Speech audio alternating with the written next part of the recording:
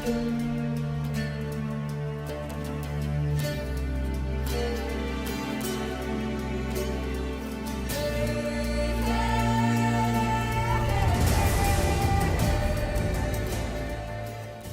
first Witcher series was first released on Netflix December in 2019. The story follows Geralt of Rivia, a witcher, a monster slayer for hire. Today we'll look at the origins of their kind. This is The Witcher's lore.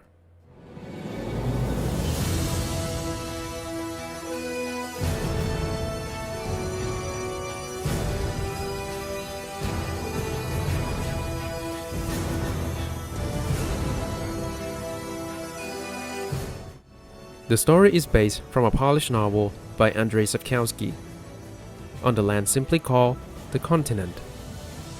Before the humans, dwarves and elves were the original indigenous populace on the continent, simply called by the humans now, the elder races. The humans arrived much later, after the cataclysm called the conjunction of the spheres. Through an upheaval scholars call the conjunction of the spheres. The gods allowed unholy forces to slip into our domain. The offspring of that cataclysm was the nefarious force called magic. Yet we did not banish it, instead studying the vile arcane for our own power and wealth. And the monsters at our door, the unholy relics of this conjunction. The trolls, the corpse eaters, the werewolves. Did we raise our swords against them? Or have we laid this burden on others? On so-called witches. Stray children taught the ways of foul sorcery, their bodies mutated through blasphemous ritual. Sent to fight monsters, though they could not distinguish good from evil. The flicker of humanity, long extinguished within them. Yes, their numbers have dwindled through the years, but a few still roam our lands, offering their bloody work for coin.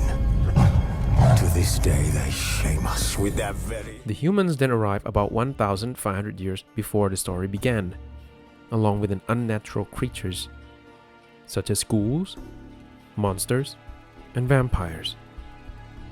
Unable to fend the monsters, since they're not fast enough or strong enough, they seek a new way to fend themselves.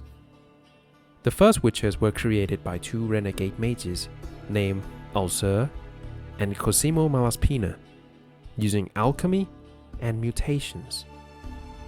Same as the Jedi in Star Wars, the Witchers were taken as a child to be trained and eventually turned into a mutant.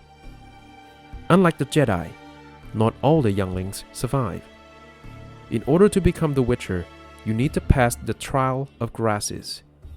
Statistically speaking, only 3 of 10 children survives. It requires the consumption of the special alchemical ingredients known as the grasses, and it affected the physiology of the subject.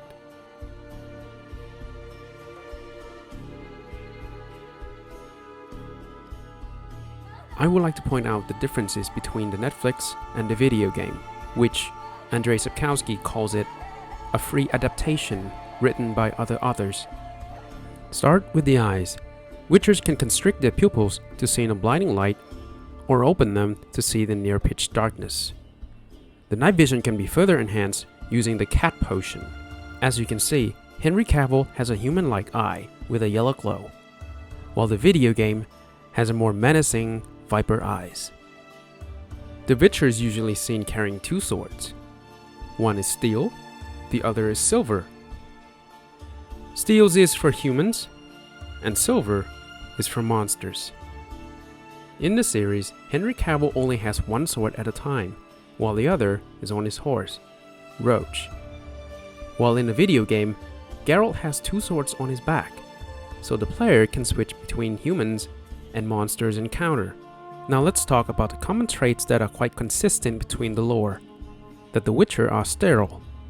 This is the reason why they need an outsider, as they cannot breed or pass down their traits through blood. Immunity. They are very resistant to disease. They have a boosted immune system that allows them to consume a potion that is deadly to humans, even in a small quantity. Increase strength, speed, and reflexes. This increase beyond even a well-trained human. They can withhold a beating that would render a normal man unconscious. They move swiftly with a minimum effort. A sixth sense. They use this ability to feel and track things around them, making them a keen tracker. Accelerated healing factor. A long lifespan with prolonged youth. Some of them even last a few centuries, such as Vesemir, Geralt's master. An ability to cast Sign. A simple yet versatile forms of magic. There are 5 known signs that are used by the Witchers. Ard. Ard is a telekinetic wave force that can throw back an opponent. Yarden. Yarden is a magical trap that is used to immobilize an opponent. Igni. A gust of flames that is cast from the Witcher's hand. Quen. A Witcher's protective shield.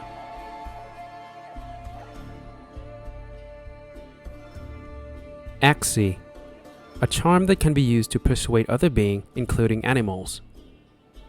The last thing we'll talk about today is the Witcher's medallion.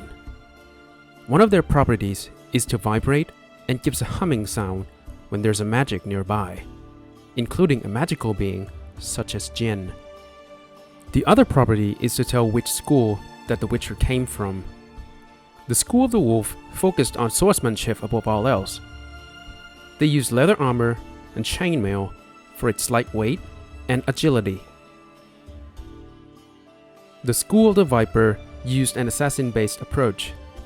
They used as twin small blades with an unconventional fighting skills. The Griffin favors the use of signs, while the cat favors agility. The bear favors defense over agility. They use a heavy armor, and they're the only known school to use a crossbow. These are some of the notable schools of the Witcher's lore, but there are many more.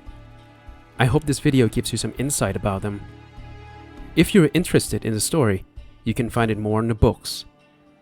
Become Geralt in The Witcher, The Witcher 2, Assassin of Kings, and The Witcher 3, Wild Hunt.